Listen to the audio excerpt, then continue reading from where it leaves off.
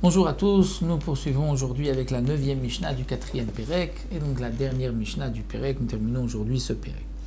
Comme nous l'avons vu dans la Mishnah précédente, il y avait 6 choses que les habitants de Yericho avaient l'habitude de faire. Là, la Mishnah poursuit avec 6 choses qu'a fait Chizkiya Melech. Shisha Dvarim asa Chizkiya Melech, le roi Chizkiya, al Shlosha Odulo, sur 3 choses, les Chachamim lui ont dit c'est bien ce que tu as fait. Al Shlosha lo Odulo, mais sur 3 autres choses, lui ont dit ce que tu as fait n'est pas bien. Qu'est-ce qu'il a fait? Gerar atzmot aviv al mita shel chavalim. Son père, Chizkiya, était un rachat.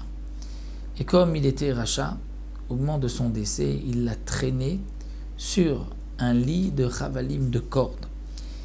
Et l'habitude était d'enterrer un roi dans un beau lit, si on veut dire, c'est-à-dire lorsqu'on on allait l'enterrer. Donc, puisque son père, Chizkiya Achaz, le père de Chizkiya, était rachat, donc il lui a fait honte et il l'a traîné jusqu'au cimetière dans un lit de cordes qui n'était pas à son honneur, mais c'était pour que son père puisse avoir une kapara, un pardon dans ce monde-ci, pour que dans le monde futur, il puisse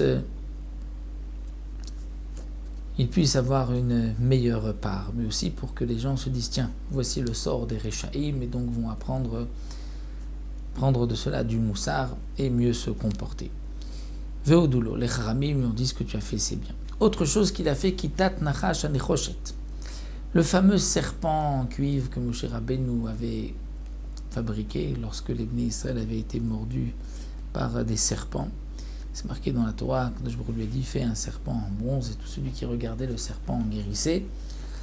Et les gens par la suite pensaient que ce serpent avait un pouvoir, et donc il y avait une avodah zara qui s'était instaurée, donc pour cela il l'a complètement anéanti. Veodoul, ce que tu as fait, c'est bien. Ganav Sefer Refuot, il y avait un Sefer Refuot, c'est-à-dire un livre des remèdes.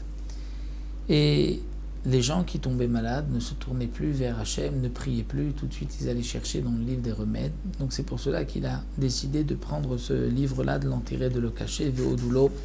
Et les Chachamim lui ont dit ce que tu fais, c'est ce que tu as fait et c'est bien. Al Shosha lo Odulo. Mais il y a 3 choses pour lesquelles les Chachamim disent ça ce n'est pas bien. Kitzatz daltot shel Echal v'shikran lemelech Ashur. Il avait coupé les portes du Echal, du Beth Amikdash. Il les avait envoyées en cadeau au roi de Ashur.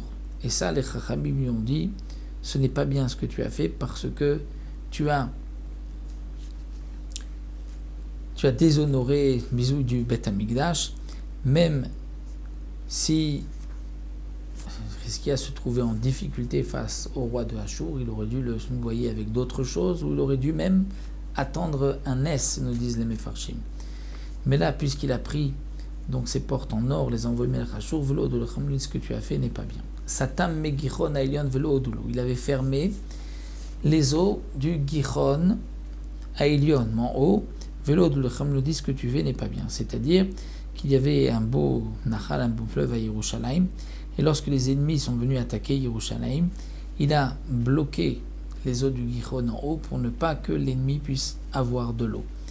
Et les Chachamim ont dit ce que tu as fait, ce n'est pas bien, étant donné que tu avais la haftacha, la promesse d'Akadosh Baruch Hu par le Navi, que l'ennemi ne pourra pas attaquer, ne pourra pas prendre Yerushalayim.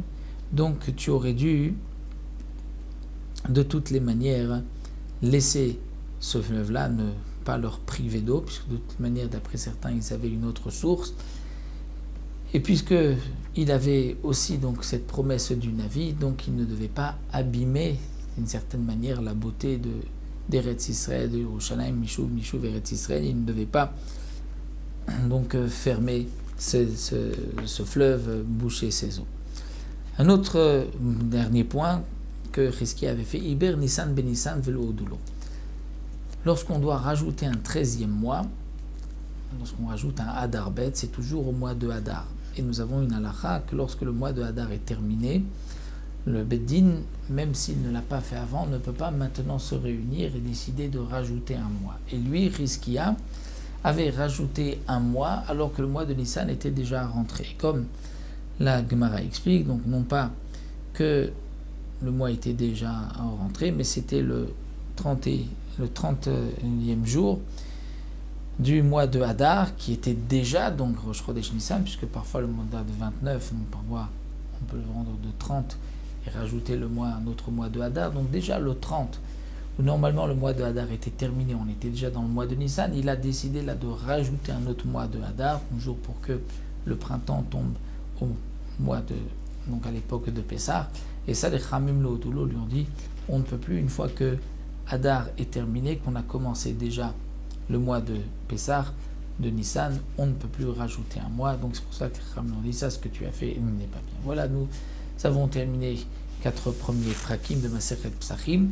Les prochains prakim, le 5e, 6e, 7e, 8e et 9e, nous parlerons du Korban Pessah. Et ce n'est que le 10e Pérec qui nous parlera du soir du Seder.